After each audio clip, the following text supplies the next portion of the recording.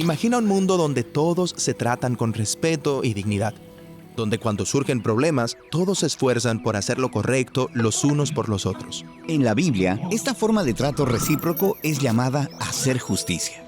Y suena muy bien, pero ¿cómo se supone que vamos a saber cómo hacer siempre lo que es justo para con los demás? Bueno, como todo maestro israelita, Jesús creía que puedes aprender a hacer lo que es justo estudiando la sabiduría de Dios que se encuentra en las escrituras antiguas, la Torá y los profetas. O sea, estudiando las leyes que Dios le dio al antiguo Israel. Exacto. Jesús creía que podemos encontrar la sabiduría de Dios en esas leyes si meditamos en ellas. ¿Leyes antiguas que nos enseñan cómo hacer justicia unos por otros? ¿Hoy en día? Sí, veamos cómo lo hace Jesús aquí en el Sermón del Monte.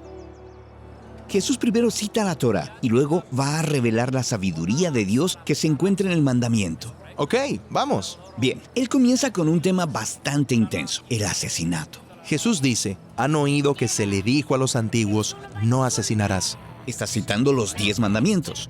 Yo les digo que todo el que esté enojado con su hermano va a ser culpable ante la corte. Y quien le diga a su hermano, no sirves para nada, será culpable ante el tribunal superior. Espera, ¿así que Jesús está igualando la ira, los insultos o los apodos con el asesinato? Pues logró captar tu atención, ¿no es cierto? Sí, pero obviamente asesinar a alguien es peor que simplemente enojarse o insultar a alguien. Claro, pero ese no es su punto. Jesús está mostrando provocativamente cómo el asesinato, la ira y el abuso verbal manifiestan algo más profundo. ¿Y qué sería? ¿Cuánto valoras o no la existencia de alguien? Entiendo. El asesinato es la forma máxima de decir que no te importa la vida del otro.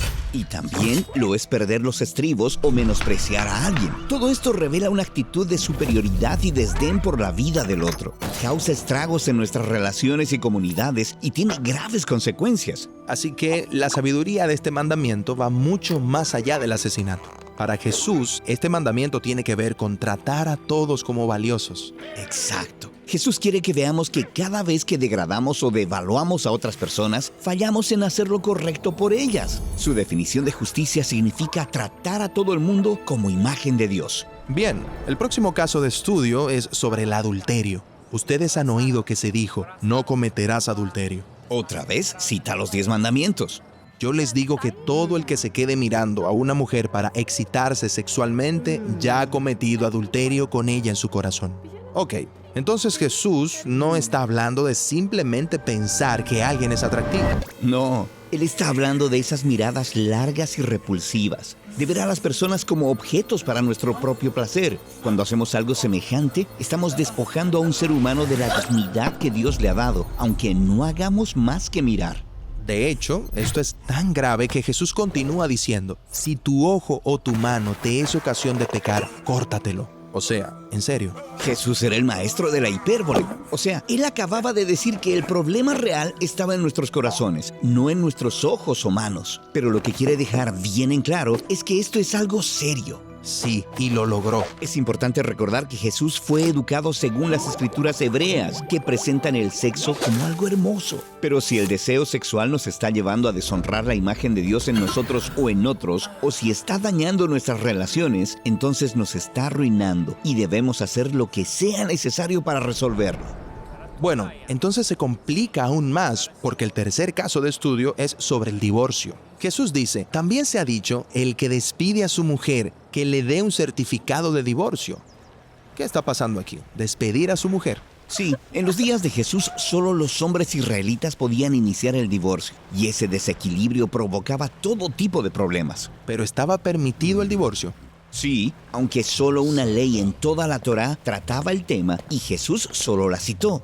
La ley decía que si un hombre iniciaba el divorcio, debía hacerlo de la manera correcta y por una razón legítima. Ok, ¿y cuál era esa razón legítima? Bueno, este era un tema de mucho debate en los tiempos de Jesús. De acuerdo a algunos expertos de la Torá, esta ley permitía el divorcio solo en casos de adulterio. Pero otros expertos de la Torá argumentaban que la ley permitía al hombre divorciarse de su mujer por cualquier razón, hasta por insatisfacción en el matrimonio. Entonces, aquí Jesús entra en este debate específico. Exacto. Ahora, si un hombre puede amenazar con el divorcio por cualquier razón, le resultará más fácil abusar de su esposa. Así que, para proteger a la mujer, Jesús se puso del lado de aquellos que legitimaban el divorcio solo en casos de adulterio. Él lo dejó en claro cuando dijo: Y les digo, todo hombre que despide a su mujer, excepto en casos de inmoralidad sexual, la hace víctima de adulterio. Ok, ¿y qué significa la hace víctima de adulterio? Jesús está siendo provocativo otra vez, al decir que si un hombre se divorcia de su mujer por una razón ilegítima, porque está cansado de su matrimonio o solo porque quiere estar con alguien más, su pacto matrimonial sigue intacto. Ah, eso significa que cualquier nuevo matrimonio es un acto de adulterio. Exacto. Pero nota, Jesús asigna explícitamente la culpa a los hombres de su cultura, porque son sus elecciones egoístas las que están forzando a las mujeres a estas situaciones vulnerables. Y te puedes imaginar lo que podría pasar en una sociedad donde solo los hombres pueden iniciar el divorcio por cualquier razón. Esto podría normalizar la opresión de las mujeres a gran escala. Totalmente. En este contexto cultural, la declaración de Jesús protege y eleva la dignidad de la mujer como imagen de Dios. Pero, ¿qué de las otras maneras en que el pacto matrimonial puede ser violado, como la negligencia o el abuso?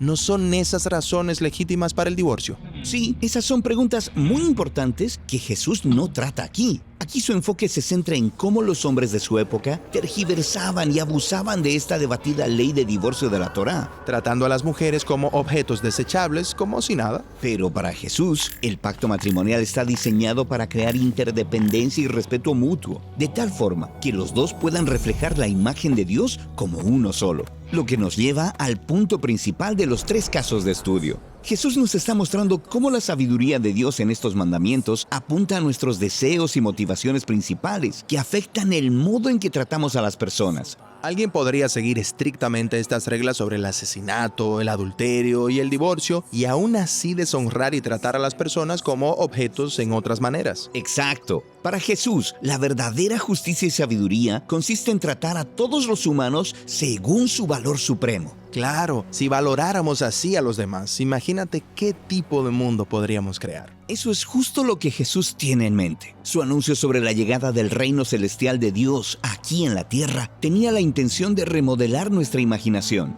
La sabiduría de Dios nos invita a honrar la imagen de Dios en cada persona que encontramos.